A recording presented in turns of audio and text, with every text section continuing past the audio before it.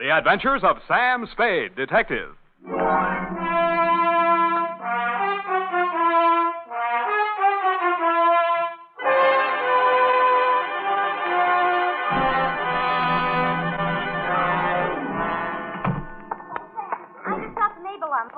She works in the sleep shop, next to the knobby knit. Yeah. And she says they advise their nightmare customers to put a heating pad under the kidneys. Oh. And instead of milk toast, just a little beef broth and some warm wine. And pine oil. In the wine? No, in the broth. The brass. Bath, Sam. Oh, Sam, look at you. Black eyes and scratches. Your lips cut. You didn't go home at all. I did so. When you promised me you were going straight home for that much-needed rest. And all the time you knew you were going straight to some sordid bar and get into a brawl. I even bought these things from the sleep shop. Next door to the knobby net. To Detective Lieutenant Dunne, Homicide Detail, San Francisco Police. Medical authorities agree that lost sleep can never be made up. From Samuel Spade, license number... 17596. Fatigue is cumulative. Subject, the Insomnia caper. Dear Dundee, honest, Lieutenant, this is how I got into that mess last night, honest. I've been feeling a little rocky for 2 or 3 days. There was nothing much wrong with me, but as my secretary, the ineffable Miss Lurene, said... Sam, what you need is a good night's sleep. Which, Lieutenant, is how I happen to be at home, in bed, at 10:30 in the p.m., wearing a sleep shade, earplugs, and quiet pajamas. At 10:45, my right arm went to sleep. I turned over. That's when one of the earplugs fell out. I tore off the sleep shade, dug the plug out of my other ear, stuck my head under the pillow, and was just beginning to drowse off, but...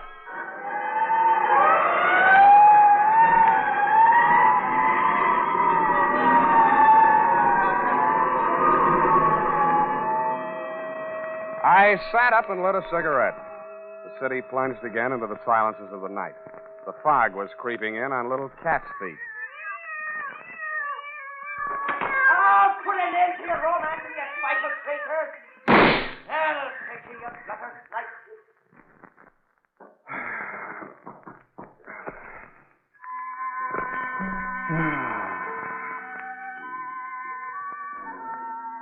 Then all was peace and quiet again in Post Street. Nothing but the sound of foghorns way out in the bay and the rhythmic throb of the cable car mechanism under the California Street incline. This time I almost made it, and then...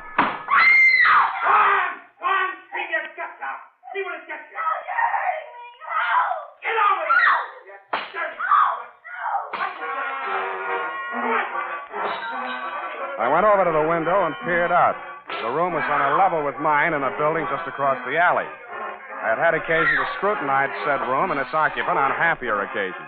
She was young, red-haired, and also had a nice profile, which I had observed in silhouette against the window blind when she did her nightly setting-up exercises. I now observed that she had a boyfriend, and he seemed to be angry. Not wishing to pry into her affairs, I closed my window. Drew the blind, went back to bed. It was stuffy with the window down, but quieter. I actually fell asleep. I dreamed I was home in bed and somebody was knocking on my door. How true. Please, open the door, let me in. Who is it? Effie? Yes. Okay.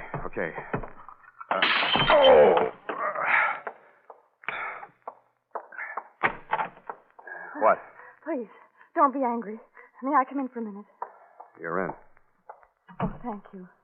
I know this seems peculiar, a perfect stranger. I saw you in the window. That makes us even. I have the apartment across the alley. Yeah, I know. And you saw him strike me. No. Well, you must have heard. I heard a lot of stuff breaking. Well, my ship models, he threw them all over the room, broke them to bits. They weren't especially valuable, and besides, they were presents from him. So... Now I get it. Now, you came here to tell me all about your collection of ship models. I think that's real neighborly of you, Miss... Lurene Dubar. Yeah, well, it was nice meeting you. Drop in again sometime, and I'll show you my collection of trout flies. Please, don't send me away. I'm deathly afraid of him. His name's Dan McCrae. He's a merchant seaman. His boat just got in today, and... Yeah, but why me? Well, I've seen you in the window so many times, I somehow felt I knew you. That's foolish, I suppose. I don't even know your name. Look, sweetheart, if you think you're going to rope me in as a witness to that lover's quarrel... Oh, please, no. It's more than that. Believe me. I can't tell you everything, but... Why tell me anything? Okay, I'm sorry. Pardon me for living. I know it's wrong of me to want to stay alive. I don't want to be hard-hearted about it, but if you're really afraid of the guy, you ought to go to the cops. But you don't understand it. Doreen! Doreen, are you in there? James. Dan Badger, no doubt, from the game of the same Open name. the door! Look, chum, before you say anything, let me put you straight. You picked the wrong sucker. So you're the guy, huh? The old lady said you were good-looking in a cheap sort of way.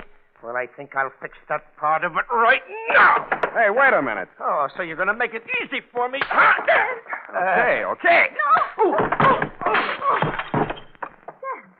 What have you done to him? He'll be all right. Loosen this tie. I'll go get some water. All right.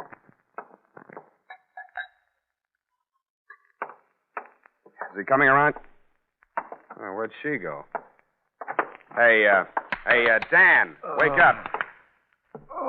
Come on. Swallow it. What'd you hit me with? Where's Doreen? She dissolved. Come on, get up. Okay, Shepard. This is your round. Who? Not that it matters, Danny boy, but who? You're Frank Shepard, ain't you? You stupid. Can't you read? The name's on the door. Spade. Here's my card. Huh? A detective. What was she doing here? Her story was that she was running away from you. Now beat it, will you? It can't be too fast for me. I'm sorry, Spade. I've been at sea too long, I guess. The old lady over there told me Doreen was seeing this guy every night. Channel fever or something. I blew my top. Yeah. No hard feeling, Spade? Ah, forget it. But when you do catch up with that guy, Shepard, watch your left. You telegraph it.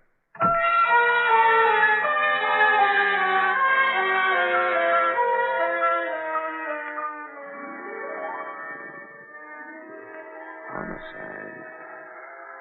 Shepherd's Pie. Reach. Up to shape the halls of...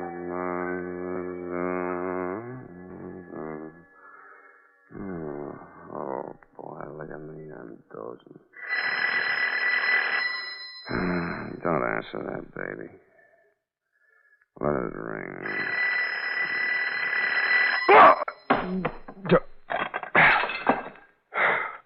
Huh? Spade, this is Dan McCrae. Who? The guy you beat up on. Look, I just got to sleep. Call back tomorrow.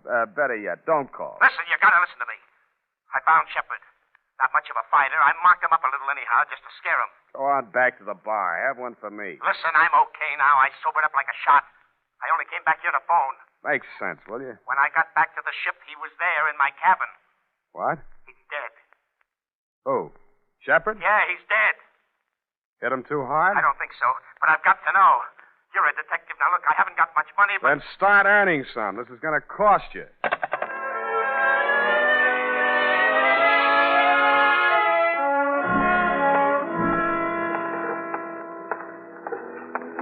Hello, Dan. Well, you got here quick. I'm a real fast sleepwalker. This the ship? Yeah. Come on, I'll take you aboard. Give me the rundown.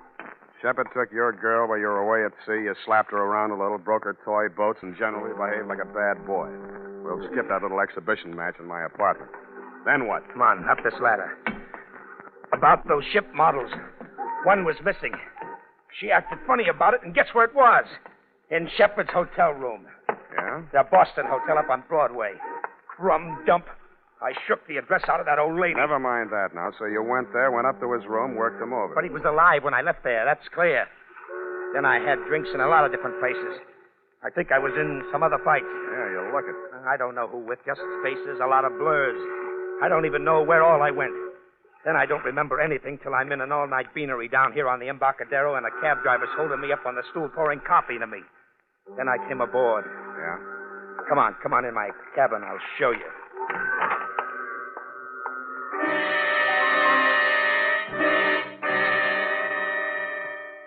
There were a few bruises and ring marks on the face, but they'd been cleaned up and smeared with methiolate. I know you're not supposed to touch anything until homicide gets there, Lieutenant, but this one had obviously already been tampered with, so I didn't think you'd mind if I rolled him over just enough to peek at the back of his head. There was a tiny cut on his scalp near the base of the skull, not more than 1/4 of an inch long. It had hardly bled. I frisked the pockets. In his wallet, $38 identification card, Frank R. Shepard, Boston Hotel, San Francisco, and a snapshot of Lurene sailing a model Chinese junk in a pond someplace. In his cigar case, cigars. Around his middle, a tooled leather belt with Hammett silver buckle. It was a popular type Hickok belt, but something about the buckle didn't quite figure. The prong of the silver buckle wasn't silver.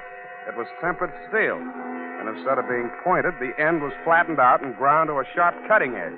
There were 2 notches on either side of it. It didn't look like they'd been put there for decoration.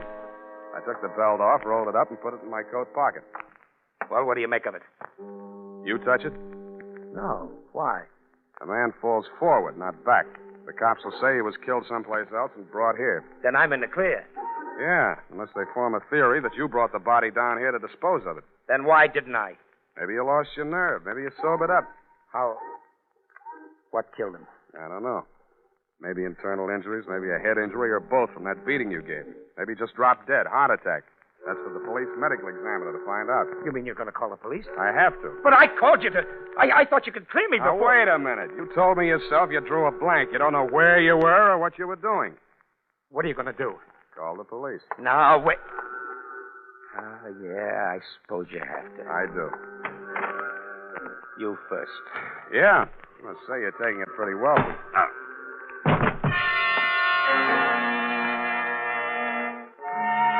I had a small dream. Abstractions, you know, cubes and circles. Nothing worth describing. But after I'd given homicide the rumble and crawled home to my own trundle, I did better. I dreamed I was Wild Bill Hickok, the belt tycoon. I was working on a promotion scheme for a new combination belt buckle, toothpick, and murder weapon. Sam Spade, Sleepyhead.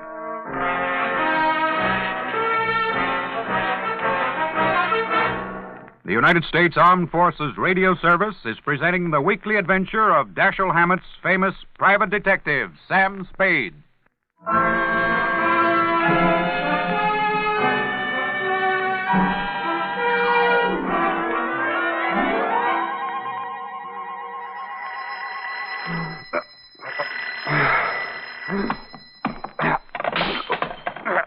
Nuts. Sam? Unique Garage, Harry speaking. Yeah, this is Dunne, Sam.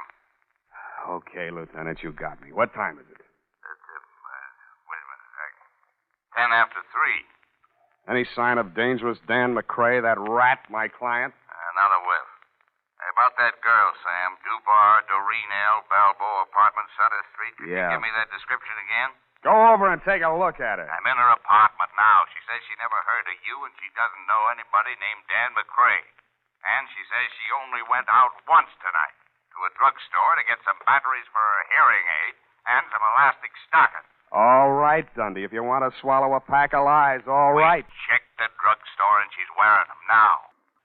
I bring her over there, Sam, but she's a little feeble.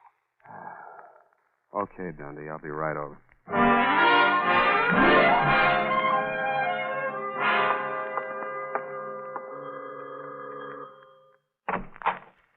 Hello, Dundee. Come in, Sam. I want you to make sure, Sam, this is the apartment. Yeah. That's my window just opposite.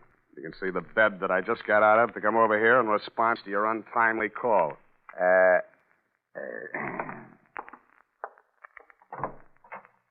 Will you come in here, Miss Dubar? Certainly, Lieutenant. I'm very anxious to make that man's acquaintance. She was about 65 years old with a pleasant, motherly face, gold-rimmed bifocals, hearing aid, and snow-white hair. Over her shoulder, I could see into the kitchen. Sitting at a table facing away from me was an old man. In front of him on the bench were 3 ship models in various stages of disrepair. Broken masts, rudders, and with a mallet and a tiny chisel, he was shaping a piece of wood. I guessed that it was a broken spar from one of the hulls. Well, Sam, still say this is the same apartment? Yeah. Same apartment, different people. But you must be mistaken, young man. My brother and I have lived in this same apartment for nearly 20 years. She's lying, Dundee. Have you checked the janitor, the building manager, anybody? Janitor says she's been living here since he took the job in 41. We're trying to locate the building manager now. Of According to your story, Sam, the girl and McCrae had a big row in here, busted up a lot of furniture stuff. I don't see any sign of it. They could have cleaned it up. It doesn't make sense, Sam. Okay, I dreamed the whole thing, but those ship models, I didn't dream them. McCrae mentioned them, the girl mentioned them. Busted ship models. There they are on the table in the kitchen. Thank goodness. What seems to be the trouble now, Dory? You're surprised this young man so excited about my model. I declare, Sven, I can't make head or tail of it. Something about a girl with the same name as mine and a young man, I forget his name, who seems to have killed somebody named Shepard, I believe it was. What was it about the ship model, young man? Dory, could it be the girl who brought these over to me to repair? What was her name? It's just on the tip of my tongue. Who did she say sent her, Sven? Wasn't that Shepard? There, no. With all due respect to your age, nuts. I'm getting out of here, Dunne, while I can still remember my own name. I gotta get some sleep.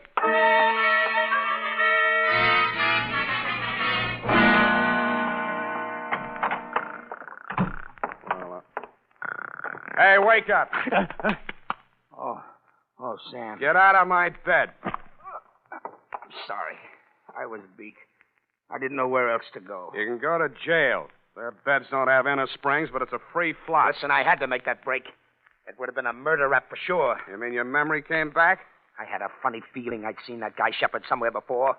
And just before I slugged you while we were standing there in the companionway, it came back to me. That guy Shepard, he came aboard ship yesterday when we docked. He flashed a badge on the gangway watch and asked to see the ship's carpenter. The one that made those ship models for you? Yeah. But don't you see? Manslaughter is one thing, cop killing is another. This ship's carpenter, what's he look like? Oh, thin, around 65. Lame. Talks like a Swede. City morgue. Maxie, Sam Spade. That stiff-tagged Shepard? Shepard, yes, Sam. Just got him back. I think it's all there. Those autopsy boys. Careless. What killed him, Maxie? Puncture wound. Base of the skull. Small, sharp instrument. Anything new in his ID? Well, Shepard seems to be a phony handle, Sam, but it'll have to do till Reveal comes along. Sergeant Polhouse let it drop that the boys at his hotel thought he was a detective. The funny thing about Sheppy boy, Sam, no belt, no suspenders, very loose trousers. How'd he keep 'em up? By the time I got to him, it didn't matter. Hey, I figured he wore a belt, and somebody swiped it off him. That's an interesting theory, Maxie. I'll see what I can do with it.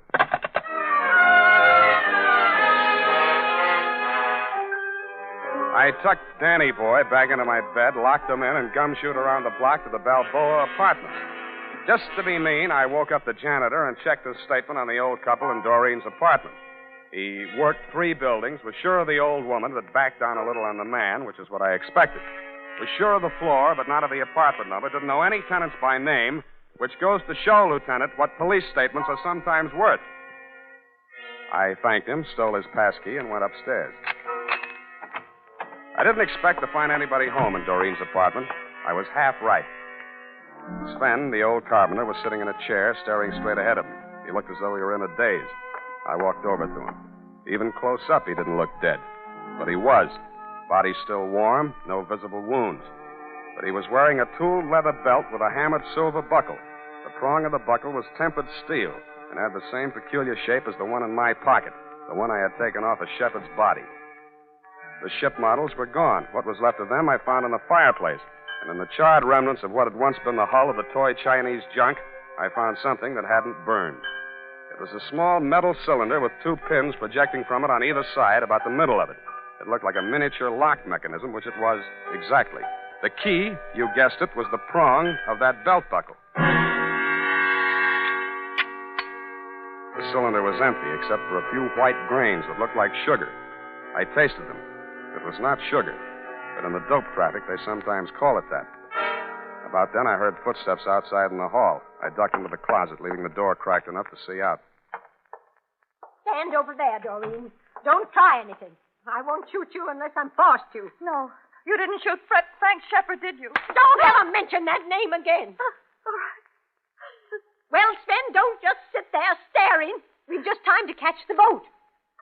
Then, answer me. I don't think he can answer you, Mrs. Brownrigg. Oh, what are you talking about? Sven! Sven! He's dead. He's dead! Oh, careful, she's got a gun. Hand it over, Grandma. You won't need it anymore. You killed him! Yes, I'm a desperate character. Hand it over. Come and get it. It should be easy for you. Such a strong young man, and I'm such a weak old woman. Now, look, you don't have your glasses on, and this 45 is too heavy for an elderly type criminal. Now, sit down and keep quiet. Oh, Sam, I thought you'd forgotten all about me. I've been trying to all night. Where were you? They locked me in a closet in her apartment. Next door? They were going to take me with them, get rid of me on the boat. After what they did to Frank, they had to get out fast. Shepard. Who was Shepard, anyway? I can't tell you that. He was a federal narcotics agent, wasn't he? How did you know? You just told me. Now, tell me the rest of it. Well, honestly, I didn't know anything about it till about a month ago. I was dusting the ship models and knocked one off the shelf. It broke, and something spilled out of it. Mrs. Brownrigg was here when it happened. She rushed for it and ran out of the room with it. She said she'd take it and get it repaired for me. And then this girlfriend of mine came by while I was sweeping that white powder up. She's a nurse. She tasted it, told me it was dope. Well, I didn't want to do anything till I talked to Danny, but she reported it. And that's when Frank Shepard came to see me from the narcotics squad. He told you to play along with them? Yes. They arrested the man Mrs. Brownrigg was selling it to, and Shepard told her he was taking the man's place so he could spy and get evidence, you see. She believed him because of the belt. This the belt? Yes. That thing on the belt, it's really a little key that fits in a little... Yeah. Now, that fits in a little lock that releases the little mechanism that makes the false bottom fall out of the little boat. When did she find out that Shepard was a narcotics agent? I didn't. I saw them together so much that I began to think they might double-cross me. Then I thought about that sailor, Dan, that roughneck boyfriend of hers. So I went to Dan and told him I thought his girl had taken up with Shepard while he was away at sea. And I had to let Dan think the worst because I was sworn to secrecy. But Dan's so violent and jealous, he said he'd kill Shepard, so I came to you. Yeah. You were a witness that Dan hit me, and I thought we might have him arrested so nobody else would get hurt. But I guess you were too sleepy to care. What? Sorry. I must have dropped off. To sleep.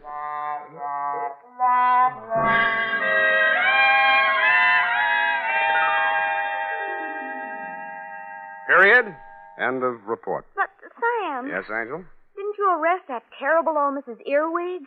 Brownwig, Effie? Wasn't it Brownrigg, Sam? One of her aliases, no doubt. In reply to your previous question, yes. Who killed Mr. Shepard, Sam? And how? Look, Eff, you'll recall that Sven was shaping a piece of wood with a small chisel and a mallet. The fatal wound, you recall. Oh, and who killed Sven? Sit down. I want to have a serious talk with you. Oh. No, over here. Yes, Sam. Stop twisting your handkerchief. Yes, Sam. Effie, sometimes I think you've been a detective secretary too long. Warps the outlook.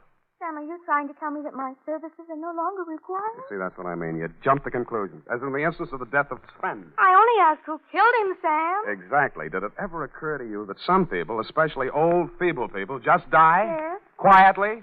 Sitting in a chair sometimes? Yes. Sometimes in bed in their sleep? That'll never happen to you, Sam. Sick. But it did happen to Sven.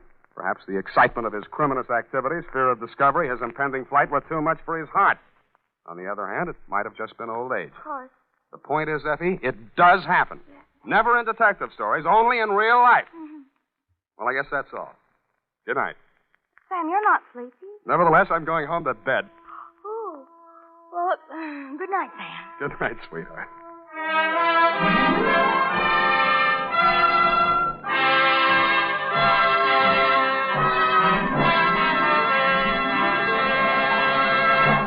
This is the United States Armed Forces Radio Service, the voice of information